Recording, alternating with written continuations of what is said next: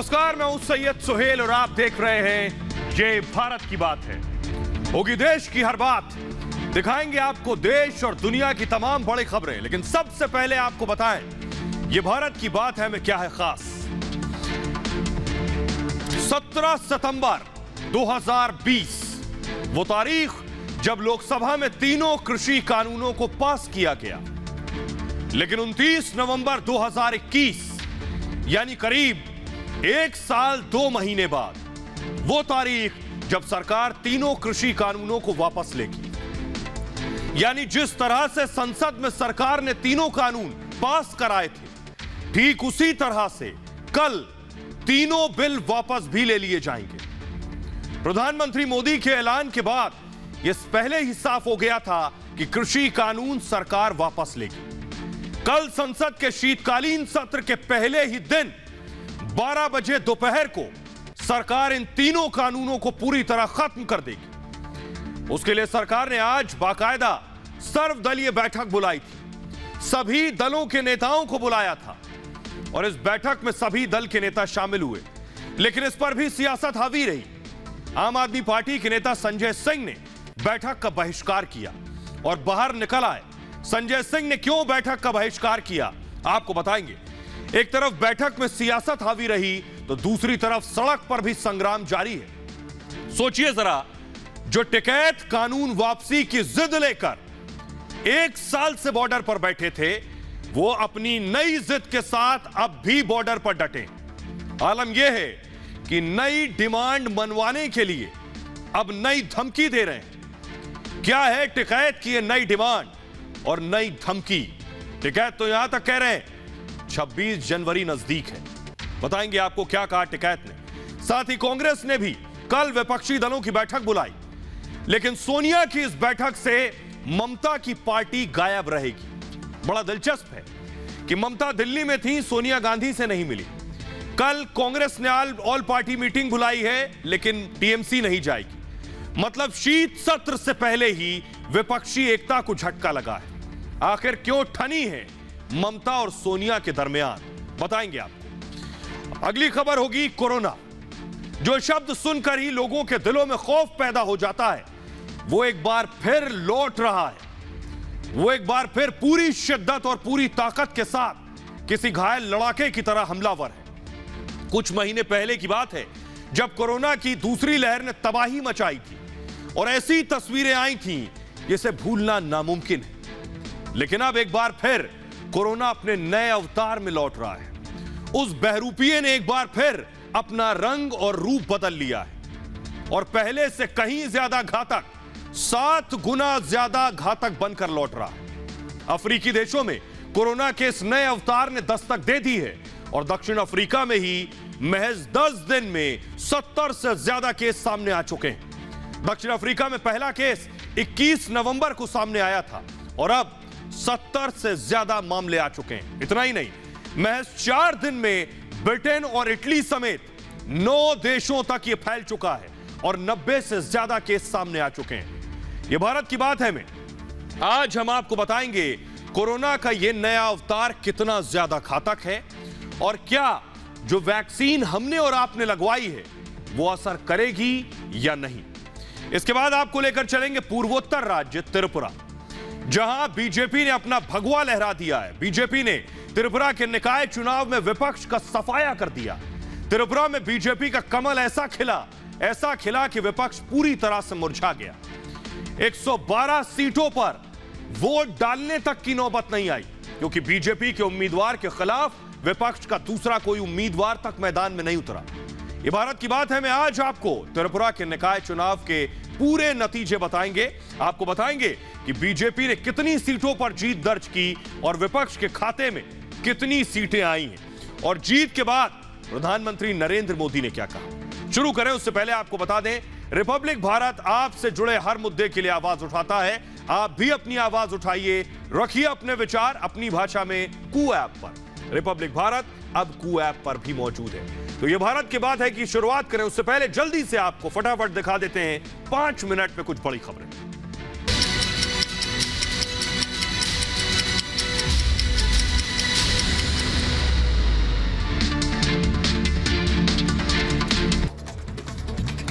त्रिपुरा में बम्पर जीत पर प्रधानमंत्री मोदी और अमित शाह ने जताया आभार। कहा सुशासन की राजनीति को जनता ने पसंद किया। 334 में से 334 सीटें जीती, 329 में से बीजेपी का इन सीटों पर कब्जा। संसद का शीतकालीन सत्र कल से। पहले बीजेपी की मैराथन बैठक आज हुई। संसदीय कार्यकारिणी की बैठक में तय हुई सत्र की रणनीति। सत्र की रणनीति पर हुई चर्चा। एनडीए फ्लोर लीडर्स की भी बैठक हुई। सत्र से पहले हुई सर्वदलीय बैठक में घमासान। आम आदमी पार्टी का वॉकआउट। टीएमसी ने बेरोजगारी, महंगाई समेत 10 मुद्दे उठाए। 31 दल हुए शामिल। एमएसपी पर भी हुई चर्चा। उत्तर प्रदेश चुनाव में जिन्ना पर जंग। बलरामपुर में असदुद्दीन ओवैसी ने कहा, हमने जिन्ना को 75 साल पहले पाकिस्तान में फेंका। हमें गन्ने की फिक्र है, जिन्ना की नहीं। उत्तर प्रदेश विधानसभा चुनाव में जुबानी जंग तेज। देवरिया में अखिलेश को विकास विरोधी बताकर योगी की सियासी चोट। बोले यूपी में लदे गुंडे माफियाओं के दिन। किसान नेता राकेश टिकैत ने फिर दी धमकी। दिल्ली हिंसा की दिलाई याद। कहा 26 जनवरी नहीं है दूर, केंद्र के खिलाफ बनाएंगे माहौल। यूपी के अमेठी में बीजेपी किसान मोर्चा के नेतृत्व में निकाली ट्रैक्टर रैली। किसानों ने सरकार का किया समर्थन। रैली में 300 से अधिक ट्रैक्टर हुए शामिल। यूपी के deputy CM doctor Dinesh Sharma ने कहा, किसानों के हक में हमेशा कदम उठाए हैं बीजेपी की केंद्र और राज्य सरकार, हर वक्त किसानों के साथ। यूपी टीटी पेपर लीक मामले में एक्शन में योगी सरकार। आरोपियों पर एनएसए के तहत कार्रवाई के आदेश। अब तक कुल 23 आरोपी गिरफ्तार। 1 महीने बाद दोबारा होगी परीक्षा। यूपी में पेपर लीक मामले पर सियासी भूचाल। अखिलेश यादव ने योगी सरकार को घेरा। कहा, पेपर रद्द होना भविष्य के लिए खिलवाड़। बेरोजगारों के इनकलाब से 22 में सरकार बनेगी। पाकिस्तान प्रेम में उमर अब्दुल्ला ने की सारी हदें पार। आतंक को लेकर कश्मीरी युवकों को ठहराया जिम्मेदार। कहा, आतंकी बाहर से नहीं आते, कश्मीर के युवा बनते हैं आतंकवादी। उमर अब्दुल्ला के बयान को बीजेपी ने बताया बेतुका। कहा, युवाओं को दोष देना गलत। कश्मीर में आतंक के पीछे पाकिस्तान। उमर अब्दुल्ला जैसे लोग युवाओं को आगे नहीं बढ़ने देंगे। दिल्ली के डिप्टी सीएम मनीष सिसोदिया की पंजाब के शिक्षा मंत्री को चुनौती। बोले, दिल्ली में सुधार वाले स्कूलों की लिस्ट जारी की, पंजाब भी जारी करे अपने 250 स्कूलों की लिस्ट। पंजाब के शिक्षा मंत्री परगट सिंह का पलटवार। कहा, इनका काम है 10 स्कूलों को अच्छा करके वीडियो बनाकर डालना। आम आदमी होने का नाटक करते हैं, हमें शिक्षा सुधार कर रहे हैं। मध्य प्रदेश के मंत्री बिसाहू लाल को सीएम शिवराज सिंह ने लगाई फटकार। सीएम की फटकार के बाद मंत्री ने सार्वजनिक तौर पर माफी मांगी। बिसाहू लाल ने दिया था विवादित बयान। कोरोना के नए वेरिएंट ओमिक्रॉन से दुनिया में दहशत। 10 देशों में पहुंचा वेरिएंट। डब्ल्यूएचओ ने भारत समेत दक्षिण एशियाई देशों को अलर्ट किया। पूरी निगरानी और सुरक्षा उपाय करने की सलाह दी। नए वेरिएंट ओमिक्रॉन को लेकर केंद्रीय गृह सचिव की अध्यक्षता में बैठक हुई। बैठक में विदेशों से आने वाले सभी यात्रियों पर नजर रखने पर चर्चा की गई। कोरोना के नए वेरिएंट ओमिक्रॉन को लेकर दिल्ली के सीएम केजरीवाल ने प्रधानमंत्री मोदी को चिट्ठी लिखी। कहा, प्रभावित देशों से आने वाली उड़ानों को तत्काल प्रभाव से रोका जाए। कोरोना को लेकर अलर्ट पर राज्य सरकार। भोपाल में सीएम शिवराज ने अफसरों और मंत्रियों के साथ बैठक की। कोरोना के नए वेरिएंट की रोकथाम पर चर्चा। मन की बात में प्रधानमंत्री मोदी का सेवा मंत्र। कहा, मैं सत्ता नहीं सेवा में बना रहना चाहता हूं। मैं सिर्फ जनता का सेवक हूं। लोगों की सेवा करने से मिलती है खुशी। गुजरात के गांधीनगर में गृह मंत्री अमित शाह ने अमूल डेयरी के पाउडर प्लांट का उद्घाटन किया। कहा, अमूल गुजरात के लिए गौरव। हरिद्वार में पतंजलि यूनिवर्सिटी के दीक्षांत समारोह में शामिल हुए राष्ट्रपति रामनाथ कोविंद। स्वामी रामदेव बोले, दुनिया की सबसे बड़ी यूनिवर्सिटी बनेगी पतंजलि। शिक्षा का पुराना युग लौटेगा। अंतर्राष्ट्रीय फिल्म फेस्टिवल का हुआ समापन। कार्यक्रम में केंद्रीय मंत्री अनुराग ठाकुर हुए शामिल। यूपी में बन रहे फिल्म सिटी के लिए योगी सरकार को धन्यवाद दिया। बीजेपी सांसद गौतम गंभीर को तीसरी बार धमकी मिली। आईएसएस के नाम से ईमेल के जरिए धमकी दी गई। जांच एजेंसियां चौकन्नी हुई। दिल्ली के कश्मीरी गेट मेट्रो स्टेशन से सीआईएसएफ ने एक संदिग्ध यात्री को गिरफ्तार किया। यात्री के पास से देसी पिस्टल और 8 mm कैलिबर की लाइव राउंड बरामद किए। ओडिशा पुलिस और माओवादियों के बीच मुठभेड़। बोलांगीर में मुठभेड़ के दौरान एक नक्सली कमांडर ढेर हुआ। नक्सली के पास से हथियार, गोला बारूद और आपत्तिजनक नक्सल साहित्य बरामद।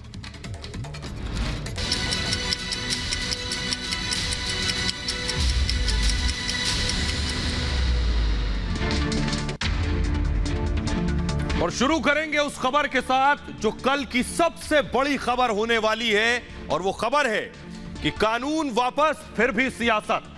कल देश की संसद में 12 बजे कानून वापसी की प्रक्रिया शुरू होगी। कृषि कानून वापसी की प्रक्रिया शुरू होगी 12 बजे, आपको बताऊं। लेकिन किसानों का आंदोलन अभी भी जारी है और टिकैत तो नई मांग के साथ अब धमकी दे रहे हैं। टिकैत कह रहे हैं कि सरकार मान जाए वरना 26 जनवरी दूर नहीं है। सुनिए जरा। किसानों को बहुत अच्छी तरह जानता हूं, ये नहीं जाएंगे, पीछे नहीं हटेंगे। अंत में सरकार को ही हटना पड़ेगा। ये तीनों काला कानून वापस होना चाहिए। एक लाइन में कर सकते हैं कि हम जो है इस कानूनों को वापस लेते हैं, और ऐसे हालात पैदा कर देंगे कि सरकार को मजबूर होकर के ये कानून वापस लेने पड़ेंगे। इस देश में किसान से बड़ा कोई नहीं है। देश के किसानों के लिए बहुत बड़ी मुसीबत पैदा हो जाएगी। पूरे देश को ये बताने आया हूं कि हमने 3 कृषि कानूनों को वापस लेने का, रिपील करने का निर्णय लिया है। कल देश की इसी संसद में कृषि कानून वापसी का बिल पेश किया जाएगा। कृषि मंत्री नरेंद्र तोमर इस बिल को संसद के पटल पर रखेंगे और जैसे कृषि कानून बिल से कानून बना था, ठीक उसी तरह इस कानून की वापसी होगी। प्रारंभ के दिन तीनों कृषि कानून संसद में रिपील करने के लिए प्रस्तुत किए जाएंगे। जिस कानून की जिद लेकर टिकैत बॉर्डर पर बैठे थे, अब उस कानून को खत्म किए जाने के बाद भी वो उठने को तैयार नहीं। वे अपने दिमाग ठीक कर ले भारत सरकार। जो गुंडागर्दी करना चाहते हैं वो गुंडागर्दी नहीं उनकी चलेगी। बहुत जेल लिया किसान ने 1 साल। अपने दिमाग ठीक करके एमएसपी पे गारंटी कानून बना दे, नहीं तो हम वेके वही हैं। 26 जनवरी कोई दूर नहीं है। फिर ये 26 जनवरी भी यही है और ये देश का 4 लाख ट्रैक्टर भी यही है और ये देश का किसान भी यही है। अपने दिमाग ठीक करके बात कर ले। देख लिया आपने टिकैत के तेवर। बहरहाल लेकिन सरकार अपने वचन पर कायम है। प्रधानमंत्री मोदी ने कहा था कृषि कानून वापस होगा और कल इसकी प्रक्रिया शुरू होगी। आइए आपको बताते हैं कि आखिर ये कानून वापस कैसे लिया जाएगा, इसकी पूरी प्रक्रिया क्या है। देखिए जरा, ये ग्राफिक्स आपके सामने है। ये है इस कानून की वापसी की प्रक्रिया। कृषि मंत्री, जिनको आपने सुना, कृषि मंत्री नरेंद्र तोमर लोकसभा में इस बिल को रखेंगे, बिल को पेश करेंगे। लोकसभा के साथ राज्यसभा में भी बिल को पेश किया जाएगा। बीजेपी कांग्रेस ने अपने सांसदों के लिए व्हिप जारी किया, यानी बीजेपी और कांग्रेस के सभी सांसद कल संसद में मौजूद होंगे ही होंगे। कानून वापस लेने के लिए विधेयक लाना होता है। जिस तरह कानून लाने के लिए लाया गया था, इसे आप बिल भी कहते हैं। विधेयक को दोनों सदनों के से पास कराया जाएगा, यानी वापसी का जो विधेयक है बिल, उसे भी दोनों सदनों से पास कराया जाएगा। बहुमत के आधार पर इसे पारित किया जाएगा। संभव है इसके खिलाफ कोई नहीं खड़ा होगा। इसके बाद इसे राष्ट्रपति के पास भेज दिया जाएगा, राष्ट्रपति रामनाथ कोविंद के पास, और राष्ट्रपति की मुहर के बाद अधिसूचना जारी होगी, जिसे आप नोटिफिकेशन भी कहते हैं। और अधिसूचना जारी होते ही कानून वापस हो जाएगा और कानून वापसी की प्रक्रिया कानून बनाने जैसी हूबहू होती है। आइए आपको सुनवा देते हैं, इस पर सियासत कैसे हो रही है बताएंगे, लेकिन जरा सुनिए उन किसानों को जिनमें खुशी है इस कानून वापसी को लेकर। टिकैत को आपने सुन लिया, लेकिन उसके अलावा भी देश में किसान है। सुनिए जरा।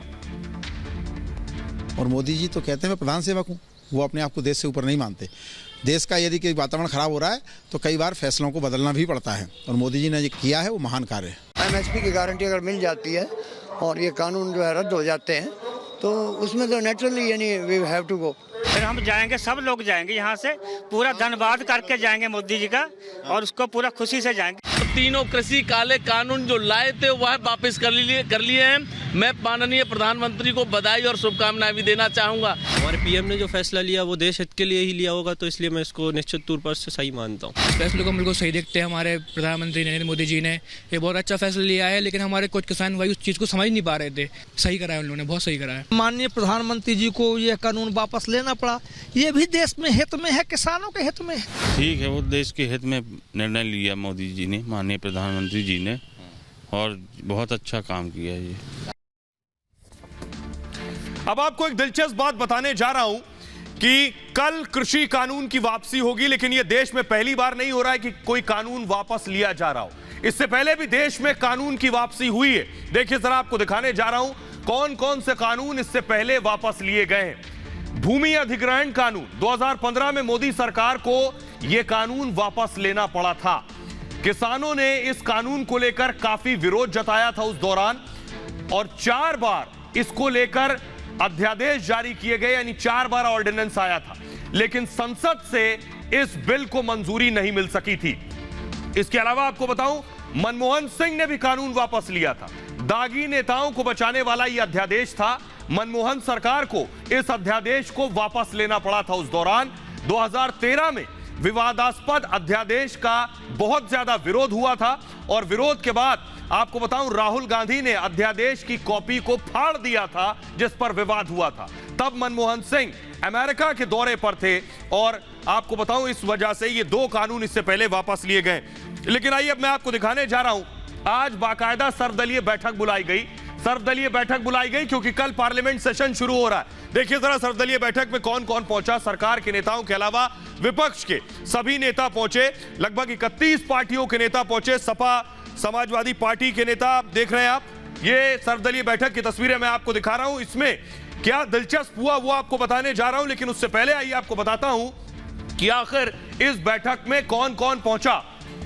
इस बैठक में जो पहुंचे उन नेताओं के बारे में मैं आपको बताने जा रहा हूं। देखिए जरा, इस बैठक में 31 नेता पहुंचे, उनकी तस्वीरें दिखाऊंगा, लेकिन आपको बताऊं संजय सिंह उठकर चले गए।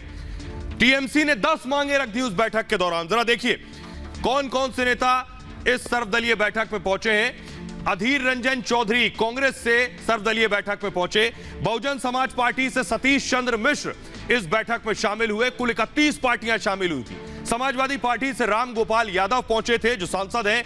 आम आदमी पार्टी से संजय सिंह पहुंचे, लेकिन देखिए हुआ क्या, संजय सिंह ने बैठक का वॉकआउट किया। संजय सिंह उठकर चले गए। बैठक में ना बोलने देने का आरोप लगाया संजय सिंह ने। उन्होंने कहा हमें अपनी बात रखने नहीं दी जा रही है। एमएसपी यानी न्यूनतम समर्थन मूल्य पर कानून बनाने की मांग रखी आम आदमी पार्टी ने। इसके अलावा टीएमसी के सुदीप बंदोपाध्याय पहुंचे थे। टीएमसी ने बैठक में 10 मुद्दों को उठाया। टीएमसी ने कहा बेरोजगारी, एमएसपी पर कानून का मुद्दा उठाया तृणमूल कांग्रेस ने। तो ये पार्टियां पहुंची थी, लेकिन आइए आपको दिखाते हैं वो तस्वीरें। संजय सिंह इस बैठक से उठकर चले गए। जरा जल्दी से तस्वीरें मैं दिखाऊं। ये संजय सिंह को आप देख रहे हैं। संजय सिंह बैठक में मौजूद थे, लेकिन अचानक उनका कहना है, बाहर आके उन्होंने कहा कि मेरी बात को सुना नहीं गया, इसलिए मैं इस बैठक में नहीं पहुंचूंगा, बैठूंगा नहीं। और संजय सिंह उठकर चले गए और अपनी नाराजगी उन्होंने जाहिर की। लेकिन इस दौरान आपको एक दिलचस्प तस्वीर दिखाने जा रहा हूं, यानी इस बैठक में विरोध के बावजूद भी राजनीतिक दलों के बीच, राजनेताओं के बीच जो एक दूसरे के बीच रिश्ते होते हैं, उसकी एक तस्वीर निकलकर सामने है। देखिए, टीएमसी के सांसद सुदीप बंदोपाध्याय को आप देख रहे हैं, वो बाइट दे रहे थे पत्रकारों को। उतनी देर में पीछे से रक्षा मंत्री राजनाथ सिंह आ रहे हैं। देखिए जरा, राजनाथ सिंह आ रहे हैं और उनके नजदीक तक आए, उनके दोनों कंधों को ऐसे देखिए छुआ और उसके बाद चले गए। फुल स्क्रीन जरा तस्वीरें दिखाऊं। सियासत में इस तरह की तस्वीरें अमूमन कम देखने को मिलती हैं। लाख विरोध के बीच, बैठकों के बीच देखिए जरा ये तस्वीर जो निकलकर सामने आई है, ये बताती है देश की लोकतंत्र की और जमहूरियत की खूबसूरती है। सुदीप बंदोपाध्याय टीएमसी के नेता हैं, यानी ममता के नेता हैं, जो मीडिया के सामने बाइट दे रहे थे। उस दौरान देखिए दूर से आपको नजर आ रहा है राजनाथ सिंह है, उनके बगल में आनंद शर्मा है, और दोनों साथ साथ बात करते आ रहे हैं। और सुदीप बंदोपाध्याय के दोनों कंधों पर धीरे से हाथ रखकर उन्होंने छुआ। उसके बाद सुदीप बंदोपाध्याय अपनी खुशी नहीं रोक पाए, अपनी मुस्कान नहीं रोक पाए। ये देखिए जरा, ये राजनाथ सिंह ने कैसे उनके दोनों कंधों पर आकर हाथ रखा। ये उस वक्त की तस्वीर मैं आपको दिखा रहा हूं जिस वक्त बैठक चल रही थी, ऑल पार्टी मीटिंग, सर्वदलीय बैठक, और सुदीप बंदोपाध्याय बाहर खड़े थे और देखिए दूर से राजनाथ सिंह आते हुए नजर आ रहे हैं। रक्षा मंत्री आनंद शर्मा से बात करते हुए आ रहे हैं, वो देख रहे हैं सुदीप बंदोपाध्याय आगे खड़े हैं और नजदीक आकर दोनों हाथों से उनको छुआ है और उसके बाद फिर वो खिलखिलाकर हंसने लगे। और आइए अब आपको बताते हैं, ये तो बात हो गई रिश्तों की राजनीति में, लेकिन इसके अलावा राजनीति नाम ही जब सियासत है तो सियासत होना लाजमी है और कृषि कानून पर भी यही हो रहा है। सुनिए जरा। यहाँ पर ये हालत है कि किसी भी सदस्य को बोलने नहीं देते, किसी को अपनी बात रखने नहीं देते। मैं किसानों का मुद्दा उठा रहा था, मैंने साफ तौर पे कहा कि भाई एमएसपी की गारंटी का कानून इसी सत्र में लेके आइए। ना पार्लियामेंट में बोलने देते हैं, ना ऑल पार्टी मीटिंग में बोलने देते हैं, तो ऐसी मीटिंग में रह के क्या फायदा है। उसमें उन्होंने ये भी कहा था कि कानून तो ठीक है, मैं लोगों को समझा नहीं पाया, तो इसका मतलब यही होता है कि कानून आज ना कल किसी और रूप में आ जाएगा, ये डर हमको भी है। जब तक मिनिमम सपोर्ट प्राइस की गारंटी नहीं होगी, किसान को कोई लाभ होने वाला नहीं है। तो ये सारी चीजें हैं जो मुद्दे हमने कहा इस पर चर्चा होनी चाहिए।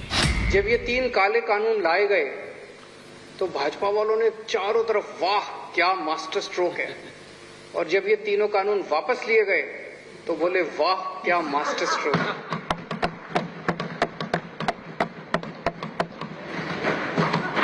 तो हम लोगों ने कहा कि आपने कानून वापस लिया जिसकी वजह से लोग 700 लोग मरे, तो उनका कॉम्पनसेशन की बात भी होनी चाहिए। उनको किस तरह कॉम्पनसेट करेंगे। तृणमूल कांग्रेस हमारे तरफ से 10 दफा विषय आज उत्थापित किया, वो चर्चा करने के लिए।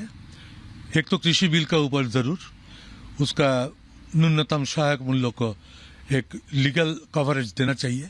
बहुत कंस्ट्रक्टिव डिस्कशन हुआ है, कंस्ट्रक्टिव सजेशन आया है। यही हमने रिक्वेस्ट अपोजिशन से किया है। सभी अपोजिशन हमको आश्वस्त भी किया है कि हम पूरा कोऑपरेट करेंगे। और आइए अब आपको बताने जा रहा हूं कि कल संसद का शीत सत्र शुरू हो रहा है। शीत सत्र, उससे पहले कांग्रेस ने ऑल पार्टी मीटिंग बुलाई है, लेकिन कांग्रेस की इस मीटिंग से ममता बनर्जी गायब रहेंगी। यानी ममता नहीं, टीएमसी, उनकी पार्टी का कोई नेता कांग्रेस की इस मीटिंग में नहीं पहुंचेगा। बताएंगे क्यों, पहले देखिए जरा होने क्या वाला है। कल बैठक होने वाली है, दिल्ली में बैठक होगी, यानी शीत सत्र शुरू होने से पहले बैठक होगी। कांग्रेस ने सर्वदलीय बैठक बुलाई है कल सुबह। आपको बताऊं, संसद सत्र के लिए रणनीति को लेकर इसमें बैठक होनी है। ममता ने कांग्रेस को एक और झटका दे दिया है। झटका यह है कि बैठक में ममता की टीएमसी शामिल नहीं होगी। और ममता दिल्ली आई लेकिन सोनिया गांधी से मिलने के लिए नहीं पहुंची, इस पर सवाल उठ रहे हैं। पिछले दौरे में ममता ने सोनिया से मुलाकात की थी जब इससे पहले वो आई थी। आइए अब आपको तस्वीर दिखाने जा रहा हूं, देखिए जरा। ममता बनर्जी जब इससे पहले आई थी वो तस्वीर जरा देखिए। ये तस्वीर है, ममता बनर्जी जब पहले आई तो वो सोनिया गांधी के घर गई, उनसे मुलाकात की, वहां राहुल गांधी भी बैठे थे। लेकिन इस बार आई तो ममता नहीं गई। हर चीज के पीछे कोई ना कोई खास वजह होती है। ममता के इस बार न जाने के पीछे सोचिए क्या वजह, बताएंगे आपको। लेकिन ममता को जरा सुनिए, उस पर कांग्रेस का जवाब सुनिए, आपको समझ में आएगा। सुनिए जरा। दीदी, पिछली बार आप आई थी तो आपकी मुलाकात सोनिया गांधी, राहुल गांधी जी से हुई। मैंने तो बोल दिया ना, why you are asking me only one question. इस बार मुलाकात नहीं होगी कि हर टाइम मुलाकात होने का कोई बात है क्या? ये कोई मैंडेटरी है? ये कोई कॉन्स्टिट्यूशनल प्रोविजन है? मैंने बोला, मैंने टाइम नहीं मांगा। वो लोग बिजी है पंजाब इलेक्शन के लिए, let them be busy for their party work. और कुछ नहीं ये करती है, ये कांग्रेस पार्टी को कमजोर करके बीजेपी पार्टी को फायदेमंद करने का ये कोशिश हो रहा है। देखिए अटेम्प्ट क्या है पता नहीं, मुझे लगता है कि एक नापाक गठजोड़ बन चुके हैं मोदी और दीदी के बीच। ये नापाक गठजोड़ बनते ही ये सारे जो हरकत अब देख रहे हैं। और आइए अब आपको बताने जा रहे हैं ममता बनर्जी का सबसे बड़ा प्लान देख लीजिए जरा। ममता का कांग्रेस मुक्त प्लान आपको बताने जा रहे हैं। क्या है कांग्रेस को खत्म करने का ममता प्लान, वो आपके सामने। बंगाल विजय के बाद 2024 की तैयारी में ममता बनर्जी जुट गई हैं। 2024 लोकसभा चुनाव, विपक्ष का चेहरा बनने की ममता ने पूरी कोशिश कर ली। कांग्रेस को लगातार झटके पर झटके दे रही है ममता बनर्जी। गोवा, त्रिपुरा, मेघालय में चुनाव लड़ने की तैयारी है। अब देखिए कांग्रेस को पहला झटका देखिए। ये कांग्रेस के नेता हैं मुकुल संगमा। पूर्व सीएम मुकुल संगमा को कांग्रेस से छीन लिया ममता बनर्जी ने, ये एक नेता है। दूसरे देखिए जरा, गोवा कांग्रेस के नेता लुइजिनो फ्लेरियो ने टीएमसी का दामन थाम लिया है, यह दूसरा झटका। तीसरा झटका देखिए जरा, बिहार कांग्रेस नेता कीर्ति आजाद अब टीएमसी में आ गए हैं। चौथा झटका देखिए, हरियाणा कांग्रेस नेता अशोक तंवर भी हाथ मिला चुके हैं। उत्तर प्रदेश कांग्रेस नेता ललितेश पति त्रिपाठी टीएमसी में आ चुके हैं। राहुल की करीबी सुष्मिता देव भी ममता बनर्जी के पाले में आ चुकी हैं। इतना ही नहीं, प्रणब मुखर्जी के बेटे अभिजीत मुखर्जी भी टीएमसी में शामिल हो गए। ये जो आप तस्वीर देख रहे हैं ममता बनर्जी और उनके साथ जो चेहरे देख रहे हैं, ये सब कांग्रेसी थे और आज ममता के साथ हैं। यही ममता का प्लान है कांग्रेस मुक्त भारत बनाने का। 2024 में ममता बनाम मोदी बनाम राहुल नहीं, मोदी बनाम ममता का प्लान है दरअसल, और यही प्लान कांग्रेस को सबसे ज्यादा चुभ रहा है। 2024 में मुख्य विपक्षी पार्टी बनने की कवायद है ममता बनर्जी की। आइए, और इसका सिग्नल राहुल गांधी के एक ट्वीट से मिल रहा है। राहुल गांधी ने इस हालात के बाद देखिए क्या ट्वीट किया है। उस ट्वीट से आप बखूबी अंदाजा लगा सकते हैं कि राहुल को किस कदर ये टूटती और खत्म होती कांग्रेस चुभ रही। उन्होंने लिखा है, नफरत नहीं जीतेगी, विश्वास रखिए, हार नहीं माननी, रुकना नहीं है, stay United. Hashtag stay United जो राहुल ने लिखा है, ये कहने का मतलब है, कोशिश है कि कल टीएमसी शामिल नहीं होगी, लेकिन राहुल चाहते हैं कि विपक्ष एकजुट रहे। बहरहाल खबरों में आगे बढ़ते हैं और बीजेपी के लिए आज बहुत अच्छी खबर आई। चारों तरफ भगवा छा गया त्रिपुरा में। जी हां, त्रिपुरा से खबर आई कि चारों तरफ कमल खिल गया है। तस्वीरें जश्न की मैं दिखाने जा रहा हूं, आइए जरा। ये जश्न की तस्वीरें एम्बियंस के साथ अगर मैं सुनाऊं जरा। त्रिपुरा में बीजेपी ने सबका सूपड़ा साफ कर दिया है। फुल स्क्रीन जरा तस्वीरें अगर मैं दिखाऊं, देखिए जरा, ये जश्न की तस्वीरें हैं। त्रिपुरा में बीजेपी ने बड़ी जीत दर्ज की है। सारी सीटों पर बीजेपी का कमल खिला है और ये आपको वो दिखाने जा रहा हूं कि त्रिपुरा में कैसे भगवा छा गया, बाकी पार्टियां कैसे गायब हो गई, बीजेपी ने कैसे ये बड़ी जीत दर्ज की है। देखिए, आपको दिखाने जा रहा हूं, आइए जरा, बीजेपी की बड़ी जीत आपको दिखाने जा रहा हूं कि आखिर त्रिपुरा का रिजल्ट क्या है। पूरा रिजल्ट आपके सामने त्रिपुरा का जल्दी से ग्राफिक्स में दिखाऊंगा और ये आपके सामने आ गया है त्रिपुरा जीत का रिजल्ट।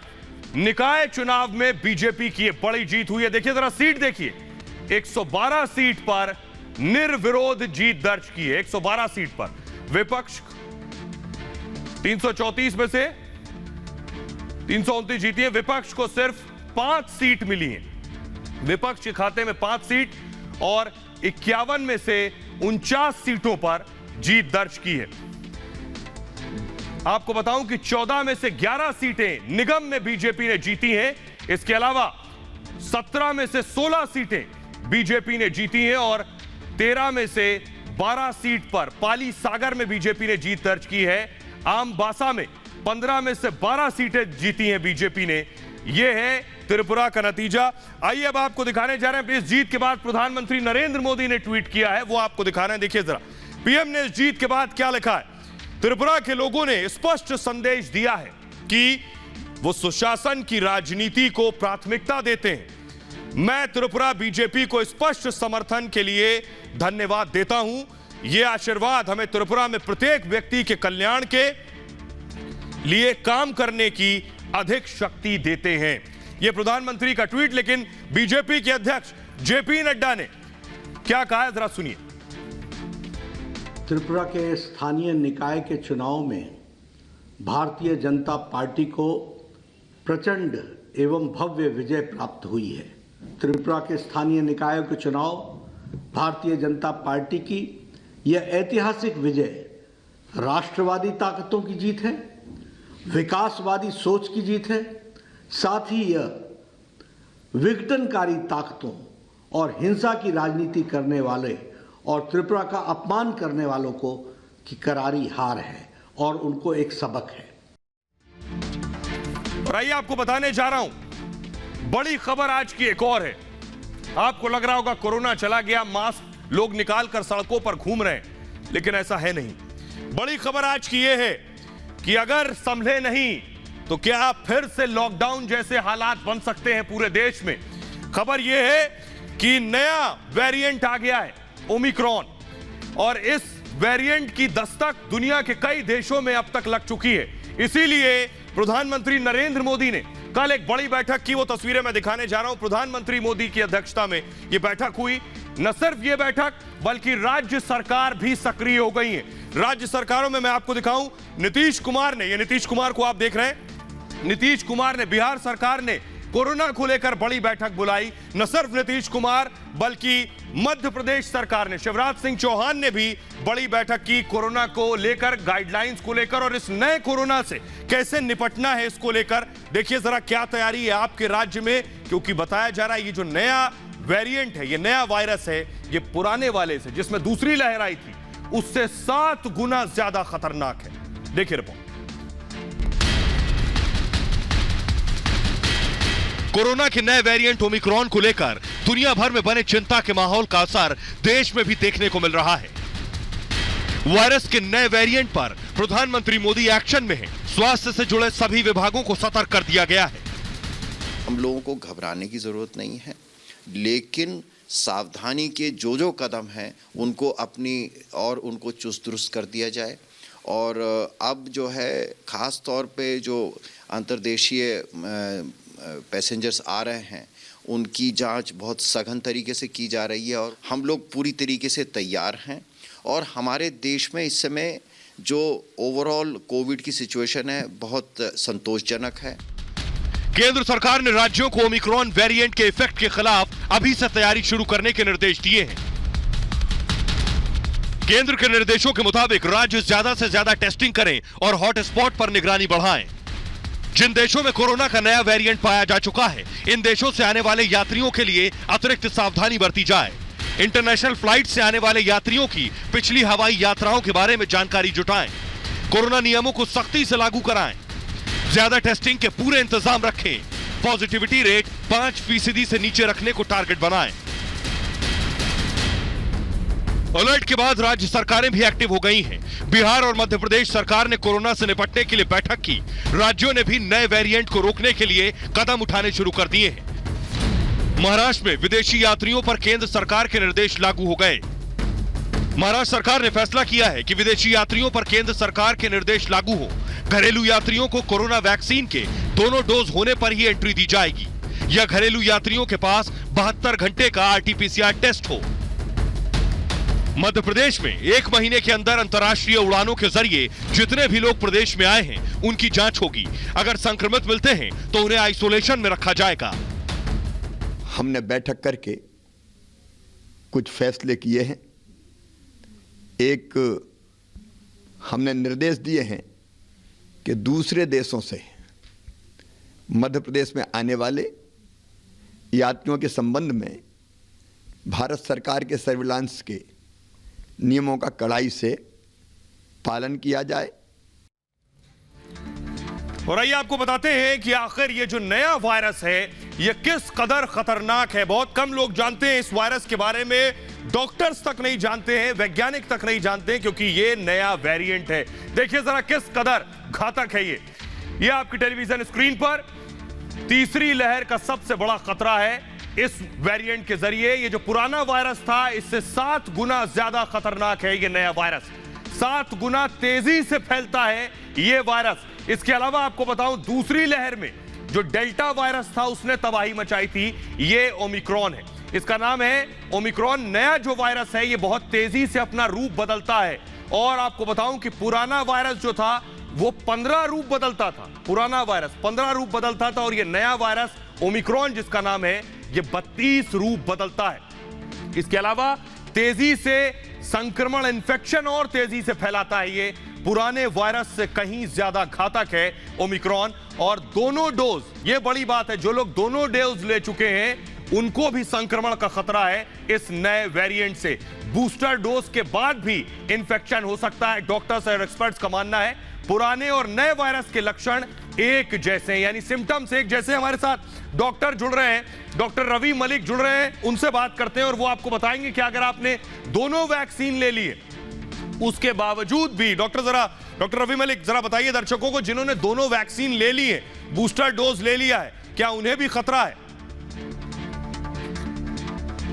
कि हमें ओवर कॉन्फिडेंस में नहीं रहना इस पैंडेमिक को लेके। पहली चीज, जितने लोगों को फर्स्ट डोज नहीं लगी है इमीडिएटली अपनी वैक्सीनेशन शुरू करें। दूसरी चीज, जिसको सेकंड डोज नहीं लगी है वो सेकंड डोज जरूर तुरंत लगवा लें। थर्ड चीज, बड़ी इंपॉर्टेंट चीज है, हमें ओवर कॉन्फिडेंट नहीं होना। यूके और यूएसए में जहां पर की इतनी ज्यादा वैक्सीन, अगर यूएसए की बात करें तो 65% लोगों को दोनों डोज लग चुकी है। यूके की बात करें तो 70% लोगों को दोनों डोज लग चुके हैं, लेकिन फिर भी वहां पर केसेस बहुत ज्यादा हो रहे हैं। तो हमें ओवर कॉन्फिडेंस में नहीं रहना। Social appropriate behaviour, Covid appropriate behaviour को हमें बिल्कुल दरकिनार नहीं करना। जब तक कि इसके अगले शोध आते हैं हमें सोशल एप्रोप्रिएट बिहेवियर को करना है। बच्चों की वैक्सीन तुरंत शुरू होनी चाहिए। और आइए आपको बताने जा रहे हैं दुनिया के किन किन देशों में ये नया वायरस फैल चुका है और उन देशों ने क्या क्या कदम उठाने शुरू कर दिए। देखिए जरा, दुनिया के अलग अलग देशों में अब तक ये पैर पसार चुका है या दस्तक दे चुका है, ये कहना ज्यादा ठीक होगा। सबसे पहले आपके सामने साउथ अफ्रीका के बारे में बताऊं। 21 नवंबर को साउथ अफ्रीका में पहला मामला सामने आया था। 77 लोग नए वेरिएंट से संक्रमित हुए। 21 नवंबर से अब तक नई गाइडलाइन साउथ अफ्रीका ने जारी कर दी है और लॉकडाउन पर भी चर्चा हो रही है। क्या दक्षिण अफ्रीका में लॉकडाउन लगेगा? ब्रिटेन की बात करें, पूरे ब्रिटेन में हाई अलर्ट जारी किया गया है। इसके अलावा मास्क लगाना पूरी तरह से अनिवार्य कर दिया गया। ब्रिटेन में हर यात्री का RT-PCR टेस्ट जरूरी होगा और अफ्रीकी देशों की जो फ्लाइट्स ब्रिटेन में लैंड होती हैं उस पर बैन लगा दिया है। इसके अलावा देखिए जरा जर्मनी ने क्या किया है, नई गाइडलाइंस जारी की हैं जर्मनी ने और अफ्रीकी देशों पर बैन लगा दिया है, यानी उनके ट्रैवल पर बैन लगा दिया है। अफ्रीकी फ्लाइट जो है उस पर रोक लगा दी है पूरी तरह से, वो फ्लाइट्स नहीं आ सकती। इजराइल ने भी कदम उठाया है, इजराइल में भी मामला सामने आ गया है। विदेशी यात्रियों पर इजराइल ने रोक लगा दी है और अपनी सीमाएं बंद कर दी हैं। इजराइल ने यह कदम उठाया है, अफ्रीकी देशों की यात्रा करने पर प्रतिबंध लगा दिया गया है। इसके अलावा देखिए जरा इटली ने क्या किया है, दक्षिण अफ्रीका की उड़ानों पर फौरन रोक लगा दी है और नागरिकों को मास्क लगाने की सलाह दी है इटली ने। फ्रांस ने दक्षिण अफ्रीका की उड़ानों पर फ्रांस ने भी रोक लगा दी है। 48 घंटे के लिए बैन का ऐलान किया गया है और नागरिकों को विदेश यात्रा न करने की सलाह दी गई है। ऑस्ट्रेलिया ने भी अफ्रीका के देशों से आने वाली फ्लाइट्स पर ट्रैवल बैन लगा दिया है, यात्रा पर पूरी तरह से रोक लगा दी गई है। और बांग्लादेश ने भी यह कदम उठाया है कि ट्रैवल बैन कर दिया है बांग्लादेश ने भी अफ्रीका से, और दक्षिण अफ्रीका आने जाने पर पूरी तरह पाबंदी लगा दी गई है। गाइडलाइंस का सख्ती से पालन करने के निर्देश दिए हैं बांग्लादेश ने भी। आइए आपको जल्दी से बताऊं WHO का क्या कहना है, यह आपको बताने जा रहा हूं। देखिए जरा WHO ने इस पर क्या कदम उठाए हैं, यह जरा दर्शकों को बताता हूं ग्राफिक्स के जरिए। WHO का कहना है इस पर कि अभी ये शुरुआती वेरिएंट है, इसके बारे में ज्यादातर लोगों को जानकारी नहीं है, न वैज्ञानिकों को न डॉक्टर्स को। अगर ग्राफिक्स में जल्दी से लूं कि आखिर WHO कह क्या रहा है, WHO का कहना है कि ये वेरिएंट ऑफ कंसर्न कैटेगरी में इसे रखा गया है और नए वायरस से संक्रमण का ज्यादा खतरा है, यह बात WHO भी मान रहा है। नए वायरस का रूप बदलना चिंताजनक है, WHO का कहना है, और तेजी से फैलता है कोरोना का यह नया वायरस। दोनों डोज जो लोग ले चुके हैं, बड़ा इंपॉर्टेंट यह है कि जो लोग दोनों डोज ले चुके हैं उन्हें भी संक्रमण हो सकता है, बूस्टर डोज के बाद भी संक्रमण हो सकता है, यह चिंता की बात है।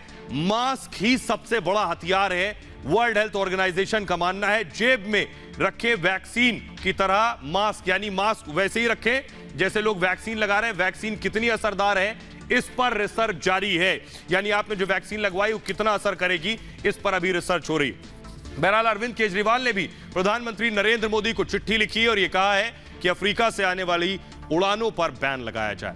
फिलहाल ये भारत की बात है में इतना ही।